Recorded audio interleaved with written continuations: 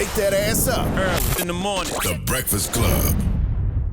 Morning, everybody. It's DJ NV, Jess Hilarious, Charlamagne the Guy. We are the Breakfast Club. We got a special guest in the building. Some Yes, guests. indeed. One is on his way. We have John Cena, ladies and gentlemen. Welcome. Pleasure to be here. Thanks for having me. Idris Elba will be here in a little bit. He's running a little late. I was going to act like I didn't see you when you came in, like the joke. I was going to act like we didn't see you, but I was like, you know what? That happens to you all the time. I'm sure. I'm okay with that. Okay. The power of invisibility, man. that is It's probably usually little kids, though, right? Not adults. No, it's mostly adults. Adults do it. How they walk up to you? They walk up to you like... The joke is mostly adults. The Okay. kids are great. They'll enthusiastically be like, oh, it's John Cena. Adults will be like, who am I talking to? Exactly. Are you even there? So, like, the joke is more of an adult thing. Gotcha. And the enthusiasm, I guess, is more of a kid. Damn, I know I should have did it. You should have. Well, hey, I have it. If the Okay. joke was told. Well, how are you feeling, first and foremost? That's where we usually start. How are you feeling? How's everything? By the way, thanks for asking. I appreciate that. Not a lot of times people ask, like, how you doing? How are you feeling? Nobody cares. You're John Cena. They care about them and wanting that selfie. Man, I that's a perspective for sure. I just, even in life, not a lot of folks genuinely ask, like, man, how you doing? How you feeling today? I'm great, man. Thank you for asking. How you guys doing? All right? I'm good. Yeah, we're If you doing weren't great. great, would you tell us? If you were Yeah, I going through would. some I things? would. No, I certainly would. Admittedly, promotion wears on you a little bit, so, so the days are long. But the way I've compartmentalized it is climb the hill in front of you. Oh. I get to share 45 minutes with you guys today. Nice. I love the project. Are you telling us the time so we don't go over? So we don't go over. Honestly,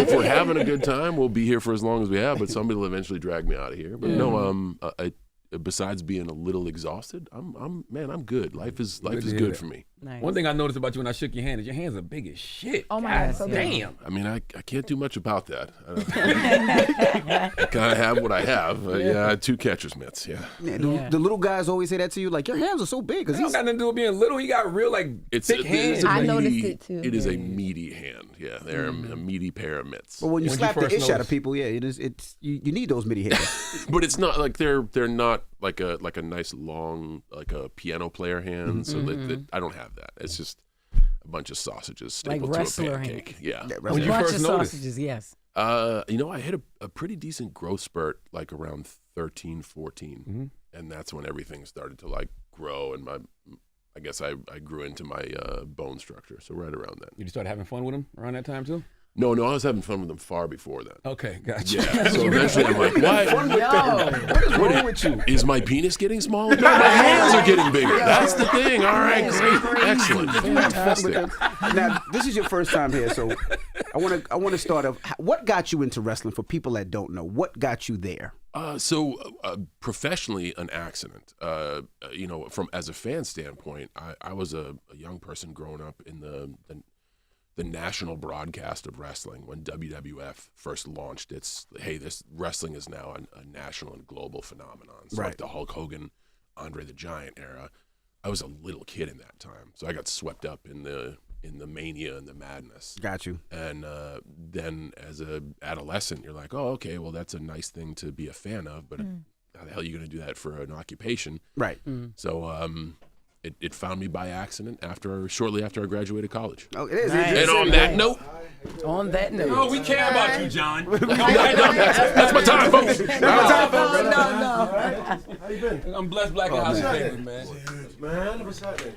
Hi, baby doll. How are you? How are okay? you? I'm good. Yes. Is it just Elba walks in? What's up? Man, like, yeah, see you again. Yes. Good. It is interesting though, John, because I've of course seen you as a wrestler and I've seen interviews before, but this feels like the Little John Dave Chappelle skit. When you sit down with Little John and you expect him to be like, Yeah. he's mad calm. he's How's everything going? eloquent. Wait, did you just mess talking about penis size and hand size? Nobody I was wanna talking about that. Actually, Idris, no, nobody- No we were surprise. talking about masturbation, actually. Yes, Really? yes. I am not Just surprised. missed that, but I'm go not ahead. surprised. I wasn't. They expected I you. was. They expected you to come in here like, and you look like you're running from Congress, like basically right now. Yeah, so I guess we only have our judgments of what we're accustomed to seeing, and I've been fortunate enough to be in people's living rooms every single week, 52 weeks a year for 25 years. Wow. And usually I'm in front of an audience revving them up for a fight or getting my ass kicked. So I get that. I understand why they would think I would. And you've built a brand around like hustle and loyalty and respect, but has that ever come at the cost of like vulnerability? Could you talk more about that? Like, do people like how do you define emotional screams? Like, do people expect you to be like I guess emotionally intelligent or sensitive, or just show your vulnerable side? Or do you always have to be in like the John Cena tough guy? Well, I've worked very hard to try and use my storytelling through WWE. I've had a 25-year arc as the same character. Mm-hmm. So if you essentially go out and play the same stuff all the time, people get tired. So you have to introduce your character, and my character started as an underdog and a very brash, smack-talking character who got their ass kicked all the time. And then I began to like lean into this sort of Superman persona, and that only works for so long. And then the audience, like I really feel like I have a strong connection with the audience because I put myself out there. Mm-hmm. I'll embrace losing. I'll embrace embarrassment. I'll embrace failure. And I think those are all important things, not only, man, for life skills, but to connect with the viewing audience so they can watch for a quarter of a century and still be like, that's my guy. Yeah, because I just noticed when Envy asked you how you're doing, like that was very disarming for you. Like, wow. Like, no, I just think it's great. And you were genuine. It's not like, hey, what's up, everybody? Like, you were like, hey, man, we'll start with this. How are you today? Because it's a lot. It's a lot. People come up here and, press runs are a lot on people. It's a lot. You're in and out. You're talking to different people. A lot of times, a lot of the answers are the same answer over and over again. It's almost things. So we just like things out the box. And how are you doing, Idris? Yeah. Thank you for asking, man. It's really good to be here, see everyone again. It's been a while. You, brother. I'm good, thank you, man. I mean, it's been a busy press run. I love working with the guy, and we get to. Oh, thank you very much. You joined at the hip very, for very, very kind of you. But I'm good. Thank you for asking. I'm feeling good. Yeah, When you have two leading men like yourself on set, right? Is there ever any like real rivalry that develops? Now, who gets the bigger trailer? I mean, I ain't saying nothing crazy like y'all fist fighting, but just like little small stuff. Who gets to go to lunch first? Man, I think you want to speak on that? Yeah, no. I mean, look, I think one of the things that I love working with John is that he is very humble. He's very grounded. As famous as he is, as successful as he is, when we're all on a set, like we're all in this room right now, we're making a movie, everybody, whether it's the person behind the camera or in front, is equal. Mm-hmm.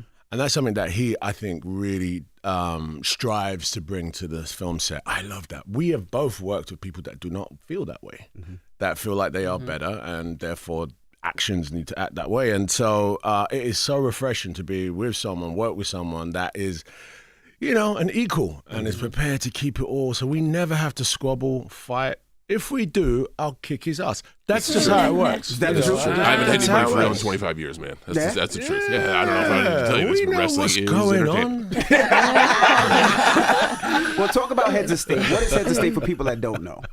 Explain the movie. It comes out July 2nd on Amazon Prime Video. Yeah, so what is Heads of State? First and foremost, you can watch it whenever, wherever you want, on any device you want. That's the great thing about Prime Video. So you don't have to carve out a time. I love the theater experience, love it, but we got a nice two-hander buddy action comedy that you can it's hour and 45 minutes you can enjoy anywhere you want. Do you prefer the movie screen or do you prefer the home? Because you said so. This one, it's weird because it's a big movie. We have huge effects and large scope. It would look dope in a theater. It really would. At would. the same time, we got a great movie, and I want to be able to get it to audiences around the world. So now to be able to have an outlet like Prime Video, man, and like everybody around the world can watch this. So I think, though, I've tried to cut you, but I actually think that Amazon are leaving money on the table this one. Ooh, I think okay. I like that honesty. Yeah, no, I do, tell because me more. it's a big scale movie. It's an absolute marvel of filmmaking, and it deserves to be seen in that forum, I think, personally. And it's built under the construct of those buddy action comedy movies that we used to go to the theaters and see. Exactly. I can't debate you on that. I agree, but I mean, you got to play the hand you're dealt where we're at, and I'm grateful to Prime Video for giving us a platform. They wrote the check to have us do the movie, so we got a great movie, and I think it's a great feeling to be able to say, man, I want more out of this. It's that good. It feels that good. So I find. Oh, go ahead. I was going to ask Idris, what you saying that, did you feel that way from the minute you read the script or when you're making the movie? Because it feels different when you're shooting something in theater versus something that goes to streaming. I think it's the execution. When we was making the movie, the scale of the stunts, the style of it, it's reminiscent of those big theater productions. So during it, we knew that, this is a bigger movie than, your average, streamer movie. No disrespect to that, but there's just a certain way you make movies for the cinema, and this was made for the cinema. So why didn't it get there? Because I have a producer friend, and my producer friend said, nowadays you should just make the film, and you'll know where it should be after you make it. So why didn't it make it to theaters? Well, that's a question I think far above our pay grade. Yeah, to be fair. And I always operate under the construct of I'm not writing the check. Mm-hmm. The best I can do is give the picture the best I can do, and people. I just had a production company buy a movie called Acme vs. Coyote that Warner Brothers shelved. What? We did the movie. Everybody, Get the fuck out of here. Live action? No, it's with the Warner's animated characters, myself, Will Forte, PJ Bryan, Dave Green directed, and because of budget cuts, Warner Brothers chose to shelf the movie. I totally understand that. It's their movie. They can do what they want with it. So the best you can do is, well, man, it happens. I didn't pay for the movie. Mm-hmm. I was paid to provide a service. I did that. I was compensated fairly, and they at the end of the day were like, you know what? Now, we don't want anybody to see this. When something is shelved like that, is it because the movie's bad or it's not the right time? Because when this movie goes, do they say, you know what, John? Your last one did amazing. Let's put this one back want out. to put it out. Yeah. So they own it. So they ended up selling it to another production company, and that company's going to put it out. Okay. Oh, gotcha. So another company saw the positive upside of it, spent some money, Warner sold it, and now the movie's going to see the light of day. But that's an example of, man, why didn't it go to theaters, or why is it on streaming, or why is it on the shelf? We don't know. But this movie we made over 2 years, right? Partly because in the middle of it there was an actor strike. Yeah. And a writer's strike. And a writer's strike. And in that time, the whole industry was on its back. You know what I'm saying? Like, no one was sure of other theaters. So, they went for the safe bet, let's put this on streaming. They could have pivoted, right? But still, up until like maybe Sinners, everyone was still a bit precarious about the cinema. A little bit worried. You know what I'm saying? I feel now that the landscape has shifted. A movie like this would work really well in the cinema, personally. I agree. You two guys. Happy to be there on Prime Video, but I agree. I can't argue with that. And y'all two had crazy chemistry in Suicide Squad. What was it like revisiting that dynamic in Heads of State? It's great. It's great. I mean, actually, we're just doing the same thing, different costumes. You know what I'm saying? It's kind of the how do we? Peter Safran, our producer, who worked with us on the Suicide Squad, would hear us riff and be like, "Man, we got to keep this act going." Yeah. So he basically kept the act going under the guise of Heads of State. Now, is there a lot of improv comedy? No, you know what? I mean, or is it scripted? The script is really good, Yeah. and I think it was because they saw us and, hey, could you write something in the dimension of this? And it, a lot of the comedy is through the action too, and that makes it even more global because if you don't understand what we're saying, a pie in the face gets a laugh every time. Yeah. Right? So a lot of the action is comedic. That's where a lot of the comedy. But you get those rappers that can walk in a room and just fly off lyrics, just like flawless, bar after bar. Meaning, this dude with the improv, what? I couldn't keep up. I could not keep up. Half of it didn't make the movie. That's all good. That's his wrestling background. Yeah, exactly. And y'all both presidents in the movie, correct? Presidents and prime I'm the Prime minister. Minister. US, Yes. Prime I Minister play of the UK. president, Now break it down of how you guys meet and what happens for people that are interested in the movie. So or at the didn't see beginning of the trailer. movie, right, the Prime Minister of England, Sam Clark, and the President of the United States, Will Damager, do not really get along, okay? My character's been a politician for 6 years. He calls you Eminem in the movie. Yeah. See what I'm saying? There's a cultural shift, mismatch. Anyway, we don't get on. We're leaders of the free world, and we find ourselves in a situation that neither of us expected. We go onto his plane, Air Force One. It gets hijacked. See what I did there? Anyway, moving on. It gets taken down, and he and I find ourselves in a survival film. And it's that obvious, you start the movie at the end, opposite ends of each other, and you work your way towards each other. There's a real big reason why these two have been hijacked, and that's what we find out in the film. What type of research goes into playing roles like that? You playing the president, you playing the prime minister, and then y'all got the action hero thing going on. Like, who do y'all even research for a role like that? So I think everybody's process is different. I look at what's written. So we all have an image that comes to mind. If you think President of the United States, that's a great place to start, and that's the importance of the job title. Trump. Well, depending. It could be Lincoln, it could be Washington, it could be Kennedy, it could be Nixon, it could be LBJ, it could be FDR. We've had so many presidents. Everyone has the right to have their own image when those terms are thrown around. So I start there, and then I just read the script. And the reason I call Idris Eminem is because my character is aloof. My character is ignorant to a lot of stuff. My character is super positive, as if he can do nothing wrong. He's been adored for his professional life, so he feels as if he walks on water. Like, I mix those things in. I don't necessarily go back and look at how did so-and-so speak, what are the movements of this president or this national leader. It's all pretty much on the page. But you were channeling Obama a little bit, right? That's what you told me. I just never pointed at anybody. I didn't want to point at anybody. That's the only thing that I stole. Was that? Yes. Yeah, presidential action hero. We ain't never seen that.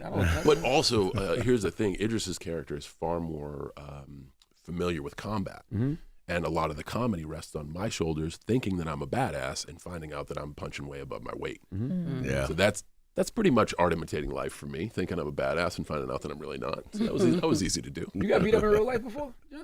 I get beat up all the time. I'm not talking about wrestling. No, I'm talking about like real life. Oh yeah, that's why I started lifting weights. That was as a young man. Gotcha. Yeah. So that's like when your dick started to grow in your hands. That's when you started. That's going when. down? And I told you they were talking about hands and My penises. dick I was told you. growing and relaxing before that. Okay. That was get that. I don't know. around the time my hands started to grow. Yeah. Okay. You was getting bullied? Yeah. Wow. Yeah. That's why I used to try to be invisible. I wish it worked then. I wish I had the power then. My goodness, I would have saved myself some fights that I lost. Yeah. Who did you study for the role? Idris? Anybody? Or? No, man. I mean, there are no black prime ministers that I could draw on. But actually, I've been around a few heads of states over my time, just doing certain things, and I really just looked at the entire world. Just like, well, how do they carry themselves? What are the cadences? What's the movements? What is it? What do I have to do to make myself believable in this role? Is it easier that you had to use your regular accent? Yeah. It's like, phew, thank God for this one. Okay. Yeah, I mean, why? What are you trying to say? I love the American accent, and I love the UK accent. I'm sweating. You're like, wait, yeah. No, At least you didn't have to do that American thing. No. I was just asking, was it like easy now that you can just? Yeah, accents are always tricky. You know what I'm saying? Especially nowadays, like when we think about like cultural appropriation. I mean, there's so many, Americans don't like English actors doing American. I never buy into any of that, but I do think when you do an accent, you have to be precise or try to be as much as you can. But in this case, even my accent in this role is a bit more like Idris than it is like how a prime minister may speak. I mean, it's a bit more of a London prime minister than it is, sort of a Cambridge boy. Did this movie make you look at politics any different, either one of you? No. Nah. It's a movie. It's just a movie. Yeah. I think if you watch the movie, you'll understand. Like, it's just a pretty decent thrill ride. Yeah, it's escapism. It's a thrill ride. It's definitely escapism too, and it has like a comedy element. But when all the stuff recently happened with all the nukes, we y'all like, ooh, this nuclear stuff. Like y'all were like, oh, the timing of this is kind of crazy. Yeah, it is crazy. I was thinking that the promotional tour might get interesting. Yeah, I was thinking that. Especially because you played the U.S. president. I play the U.S. president in a movie called Heads of State available on Prime Video. Correct. Yes. It's interesting because I was wondering for both of y'all, when was the last time y'all like truly bombed at something? And what did that teach you about your egos? I had a pretty good failure 2 weeks ago, I think. I was out in front of a live audience, not Grand Rapids, gosh, where were we? Lexington, Kentucky. And I'd opened the show. I had 5 minutes to speak before 3 other performers came out, and that's a real hard spot to be in because I can't do any action yet. You kind of got to tell people like what my purpose is, and my character is not necessarily somebody to rile up the audience; it's somebody against the audience. So I took the route of like, okay, evil mastermind, I'd like to explain my plan. And I did for 5 minutes of like, I planned all this shit. I knew this would happen, so I made this move. I knew this would happen, and gosh, I thought it was well constructed. I thought it was dropping Easter eggs for fans. They fucking hated it. And but the great thing is they loved when the next 3 guys came out, so the bit itself worked. But man, it was crickets. Did they know you bombed? I know I bombed. Okay. Man, you can hear, the noise. Like I know the noise of like, I cannot wait for this to be over. I really thought this was gonna work. So my last failure was my last bomb was about 2 weeks ago. And what did they teach you about ego?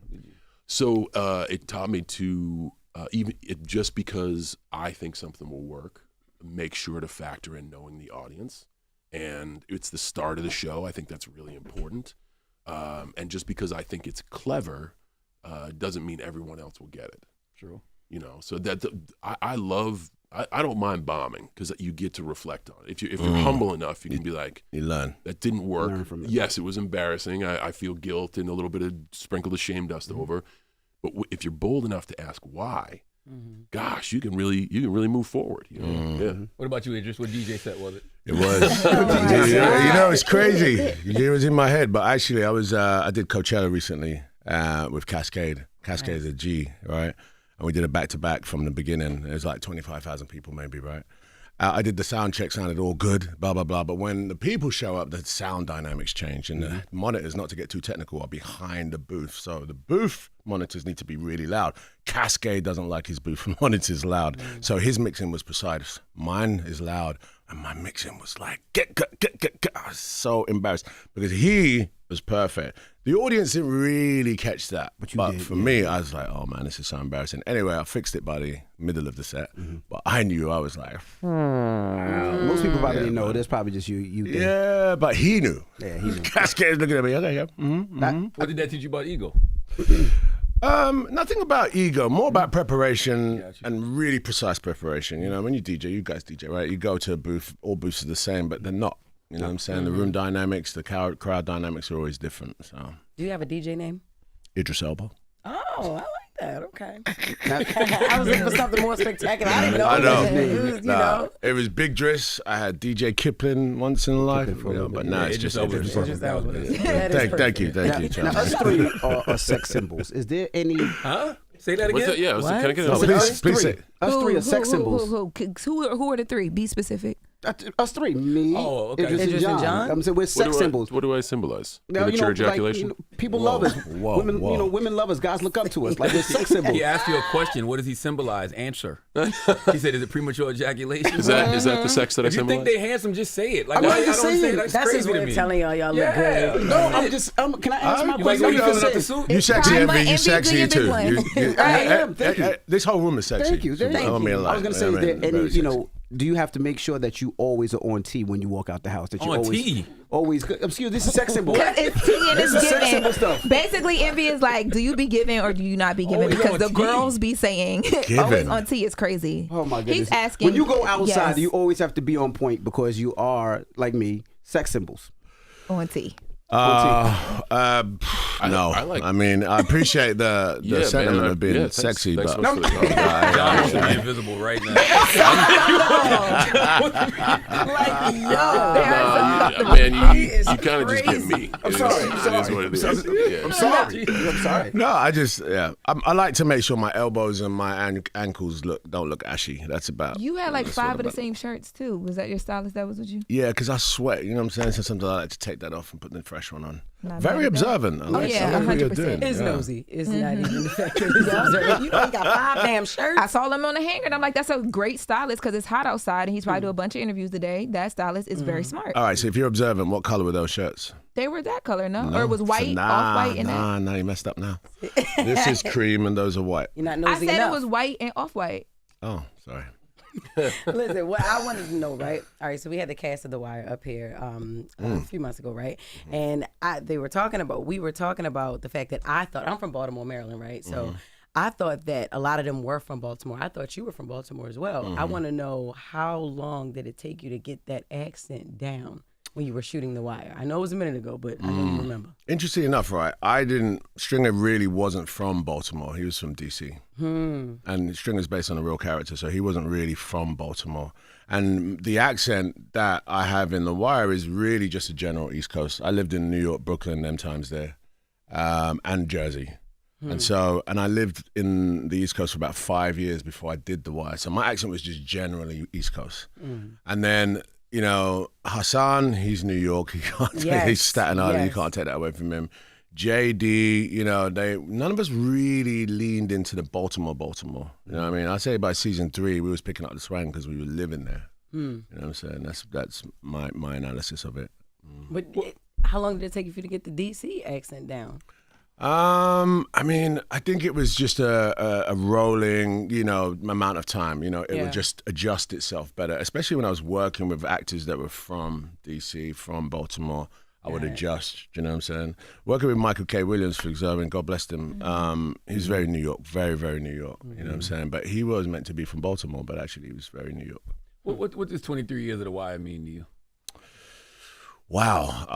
I mean, I'm really, really like proud and surprised at how impactful The Wire has and is still. Like now they're saying it's the greatest show of all time. Yes, sir. I've seen that ranked #1 a lot. A lot, yeah. And I'm surprised by it, if I'm really honest. Why? Really? Not to say that it's not good, but it's a very specific subject. It's about a very specific underbelly of American society, right?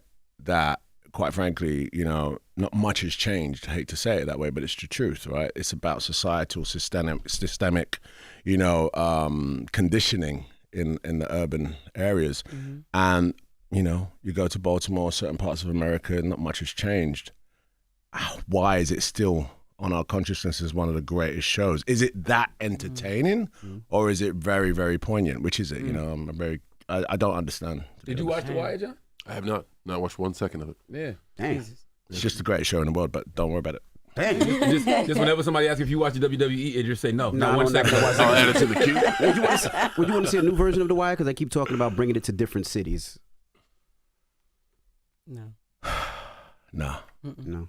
I mean, it's like Star Wars to me, man. Like the best Star Wars was made. The other ones are just, Did you check on Trey? Trey lost his house in a tornado. I didn't know. I didn't even know that, really. Yeah, he lost his house in a tornado a few weeks ago. Yeah.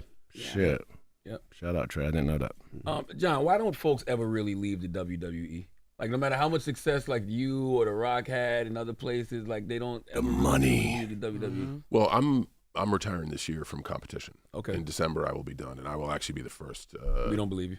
I know you don't believe me, but my actions will define. Hopefully, change your opinion.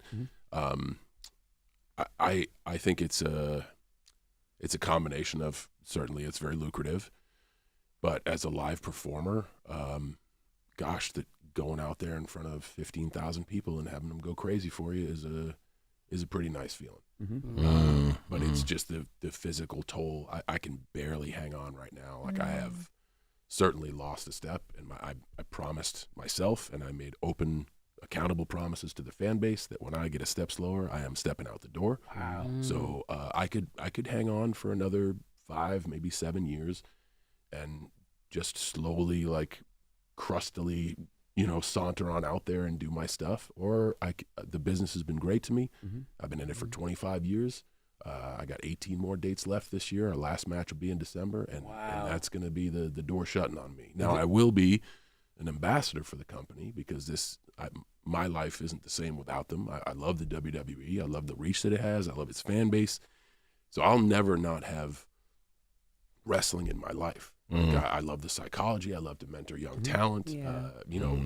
I love how the business changes and evolves. I can tell I'm a dinosaur because I don't get a lot of the stuff that they're doing. So those are indications also that it's time to walk away. But hopefully I can maybe set a precedent of like, hey, it is okay to say you had a wonderful time. It's really time to go. Because the older you get, it's really, I want to be a good partner to my wife. I want to be able to walk upright. Like I want my health into my final chapters of life. And the way I can do that, or a way I can hedge that shorter, is not fall down a lot at post 45. It's going to be a sad day though when you walk away though. Absolutely. Yeah. It'll be whatever it is. I mean, if my work has affected people in a way that they're sad, that's cool. Honestly, I have great closure for it. It's something I've been planning for like 3 or 4 years now. I'm excited for it. I think it's going to be great. Finally, after WWE is such a run and gun. It's like touring life. You do a show, you're on to the next one, and that's another thing. It's fast, and I think people get caught up in the buzz and the excitement, so they just don't want that to go away. It also takes a lot of your time, so you can be institutionalized. You're like, well, if I've done this for 25 years, who am I without it? Like I don't know what to do. The old adage of athletes die twice. When they take off the uniform, and then when it's time to go in the dirt. I think a lot of those transition. It's why you see a lot of musical acts. get back and man, we've been off tour for a while, but there's a little nostalgia out there. Let's go back and get on stage and do it again. Can I ask you a question? Yeah. So the way that wrestlers, transfer to acting, do you think actors can transfer to wrestlers? I do. Really? I do. It just You too old. You Idris. trying to What do wrestle? you mean I'm too old? I'm about to say you. I mean, listen. He's retiring at I ain't 45. this guy. Listen, He does. listen. you would be fine. You would be No, great. all right. I don't think I'd even wrestle. You know, one of them guys that just talks a lot of shit. Yeah. You'd be great. I'll be. But you still got to get in the ring. You got to get hit. Every once in a while, Oh, you gotta fall but, down. Yeah. fall down, get up, and just, I'll have some magic powers and talk shit. You know what I mean? Like, Yeah, man. we've No? tried the magic powers thing a few times. Didn't That's a shot in the dark. I mean, that was a long shot. Because you still get hurt though, right? You still get hurt. You get pain. You get broken bones. Like It's like any other physical thing. Like, of course you get hurt. What we do is we essentially tell stories through live stunt. If you talk to a stunt man who works on wires and harnesses, they'll give you a list of injuries. You talk to a stunt driver that drives, they'll give you a list of injuries. It's a physical thing. Like, of course you get hurt. I have a list of surgeries a mile long. Thank goodness nothing has been incapacitating. Another reason why I want to close the door. I'm good. I made it through. So but it is a physical thing, and we perform a lot. When did you realize you first lost a step? Like, what was it? Like, Gosh, when I physically saw the data, like my body weight went down a little bit. I leaned more into flexibility, and I did that because I was kind of walking all hunched over, and I was walking like some of the older performers I see. I'm like, oh, that's never going to be me. Right. But I neglected certain things. So in leaning in more of my overall health, started to make better nutrition choices, started to lose a little bit of weight, lost a little bit of weight, lost a little bit of strength, lose a little bit of strength, can't do the big Superman feats anymore. Okay, what am I really doing? And when you lose a little bit of that padding, it hurts every time. You Injuries, hit it. So like yeah. those red flags that can be absolutely ignored. I'm still in great shape. I look real great. I feel good, but I'm not who I was 5 years ago, 10 years ago, and that's the story that people want to show up to see. And I would further just be a shell of myself if I continue down that path. But you have 19 days left. That's a lot of wrestling. 18 days. That's a lot of Thank wrestling. you so much. It all counts. is there a farewell tour or a storyline? No, it's going on right now. Okay. I announced it 6 months before we started, and I'm the first performer to ever actually do this because people do want to stay around. You deserve it, though. I never use the word deserve. I appreciate that. I always like the word earned instead. That earned keeps it. I me like accountable. So I took a risk, and I was like, hey, starting in January, it's going to be my last year. We're going to do 36 dates. We're going to make the dates important. Like, if you attend the event, it's going to be specific and special for you. And you can watch the story unfold on TV. And by December this year, mid-December, that'll be my last one. What's Well, your I have a last question match? for you. Who's your last match? Who do you want as your last match? Me. Hurrah. That'd be a good one. Yeah, So yeah, it is- me. Won't Me. fall Just down a one lot time. and has Teeing up the magical second powers movie. and talks shit. It's like Elba. one line. Now you think you can beat John Cena. One line. It was 2 lines, actually, Charlamagne. Thank you. So who would be if I never look at it like that. I find I do my best work when I can capitalize off of the opportunities that life gives me. So instead of setting expectations of, for my last performance, I would like this. If those don't happen, I'm disappointed. I'm just grateful that I can have it. I want to get there. I want to see what is best for the show, what is best for the company. And if I can use the last bit of energy that I'm going to sprinkle in a WWE ring to help further the product forward, the product I'm going to be an ambassador for, whatever that means I need to do, I'll do. You've been talking a lot about like your physical health, which a lot of people in your arena don't do. Like they kind of shy away from because they want to seem like, they're always these like superheroes a bit. Is that what we're going to see a lot more from you in your retirement? Because I know you now are like the SPF ambassador for Neutrogena and the skin cancer battle. Yeah. And you talk a lot about that. Well, they hired me because of the You Can't See Me stunt. Neutrogena came out with sunscreen you can't see. And they're like, oh, we'll get the You Can't See Me guy. And when I show up to do the campaign, I'm like, thank you guys. I just had 2 scares. I had 2 spots removed of basal melanoma. And they're like, man, I was kind of introduced through sunscreen through this campaign. I just had another spot removed. So now I've had to go in 3 times and get a call to be like, hey, the biopsy was cancerous. We got to come in and dig out your shoulder again.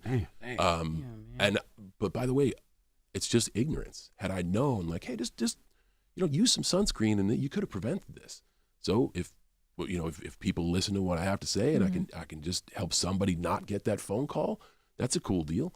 And at the same time, you're being able to have a brand partnership that isn't just a cheap ham sell of like, hey, this product helped save my life. And I don't mind sharing that. I don't mind sharing my ignorance and failures with an audience if it can help them be a little bit smarter. Wow. I love it. Idris, I wanted to ask you, man, I've heard you speak about like masculinity and vulnerability. What's a moment in your life where you felt like you needed to act tough when you probably shouldn't have? Wow. Act tough.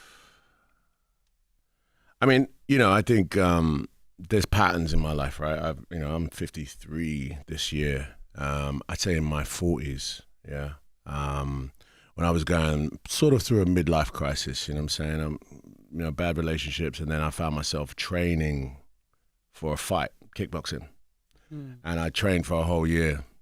And on the first day, doctor looked at my spine, he looked at my disc, L4, L5, he goes, you know what, man, I wouldn't do this. It's a documentary, I know he's going to have fun, but if your L4, L5 is a little bit janky, if you get kicked in the wrong way, you could end up with a really bad injury. And instead of just going, you know what, I'm going to humble myself, strengthen myself, I went for it. And I really went for it. I went for unnecessary stress on my body, you know what I'm saying? Like, it was painful. It was great. I mean, I won the fight, you know what I'm saying? I'm 1-0, John. But I can't say 1-0. I'm undefeated. Yeah, absolutely. But the truth is that I should have just humbled myself, but I didn't, you know what I mean? I don't regret it, but it was one of those moments where, I was facing my masculinity like, nah, this is it. I have to get involved. I have to, be stronger than I really, really was, or my body was. What about you, John? The question was? Masculinity and vulnerability. What's the moment in your life where you felt like you needed to act tough when you shouldn't have? I from my perspective, I think I have those moments a lot. And in looking back on, I guess, all of my days, it's when I feel I'm not heard. If I'm trying to put forth what I want to say to the world in a conversation intimately or to a group, and I feel like I'm not heard, that's when whatever the puffing up of the chest is, I think that's when I go to that. And I'm trying to work hard on the patience to kick myself down and be like, well, what am I doing? And what's the reason I'm not being heard? Like, what else can I change before I puff my chest out and act tough? Because that is a defensive mechanism, and all that does is elicit confrontation. That puts whoever you're trying to hear you on defense as well. I mean, that could be business negotiation. That could be in the middle of trash talk in a ring. That could be interaction with fans, a personal, intimate moment in a relationship. If I want to cast a wide net, for me, it's the moments where I don't feel heard. Yeah, I think. What do you do with fans? Because wrestling fans are some of the wildest, right? What do you do when fans cross that line? So I've also had the luxury of a lot of experience with that. And if you asked me that 10 years ago, my answer would be different. Starting out trying to gain a following, you want to give as much as you can. And then you get that following and you realize, well, in order to give, I've lost the ability to essentially have all the luxuries of anonymity. Lost privacy. That's a little frustrating. So I went through a period of thinking that work is different than my human life, and I'm a human here, and I'm working here, and you need to leave me alone. And that is a perspective that wasn't successful. The business has been great to me. I'm a small town kid from West Newbury, who didn't grow up with much, and now life has given me so many opportunities. The trade-off of that is your work is absorbed by a lot of folks, and it affects their life. I am not perfect, because there are some days I wake up grumpy and there are some days I am short on patience. But if there's one thing I'm really trying to hit the throttle on, it is just have a second of empathy for everyone. And that is, there's a difference between like fans and memorabilia hounds, because memorabilia is, it's a business. But even those people that don't necessarily care about you or for you, your thing is going to help them financially. I used to look at that as a way of like, man, I'm just going to you're sign this and you're going to sell it. But my work can be a vehicle to help someone. And maybe that's my give back. maybe one signature at a time, I can help give someone resources to have a better life. And I try to keep that mindset. I will say it is fucking tough. I'm sure. Because sometimes I'm with my wife. I worry about her safety because people don't pay attention. They just want what's out for them. They knock don't, her over trying to get to you. They don't have a lot of empathy of the scope of field. Sometimes, as you've been in like all the flash photography, people don't worry about the safety of the situation and who's going to get hurt. They just want their pictures so they can go sell it. I'm aware of all that, and I try to be more understanding. Dude, I'm like really trying to lean into one conversation at a time. You know, I got followed by 3 or 4 people a few nights ago, and I'm in the car, and I'm like, all right, I just told the drivers, change lanes. 3 cars change lanes again. All right, pull over. The guys pull over, they come out, and I'm like, dudes get out of a car. The 3rd car, the guy's staying in there. And I told my wife to stay in the car, and I'm like, guys, come here. Come on, get out of the car. And I said, what you're doing is wrong. You know that. And the driver of the car is like, yeah, I know. I said, okay, listen. You want autographs. I get it. You didn't get a chance to get it. Here's what I'm going to do. I'm going to sign your stuff. But please, you know what you're doing is wrong. Just get in your car and turn around. Because we're about to be in a position where I'm going to have to take a step that's going to put everybody under a microscope. Because if you stalk me, I got to involve the authorities. I don't know how that's going to go after that. Here's what you want. And normally I would just be pissed off. I just took a deep breath. Here's what you want. Is it okay if we come to agreement, lean in with kindness? You guys just bang a U-turn, everybody's happy. And I got to tell you, I don't think that approach is going to work 100% of the time. But they all just banged a U-turn and left me on my way. When did you change? John Cena for president. That's what I'm saying. John Cena for president. You know? No buffer between you and those people. You don't know what's going on in those cars. So I honestly just believe in the good in humanity. And I think instinct can tell you if a situation is one that you should avoid approach. I don't use security. I don't have like an entourage. I haven't. Wow. I believe that people are genuinely good, and I also believe that when things start to boil over, diplomacy can be good. And I've been in some pretty shaky situations, and I've also been in places where you got to get the fuck out. But here's the thing about having a small footprint.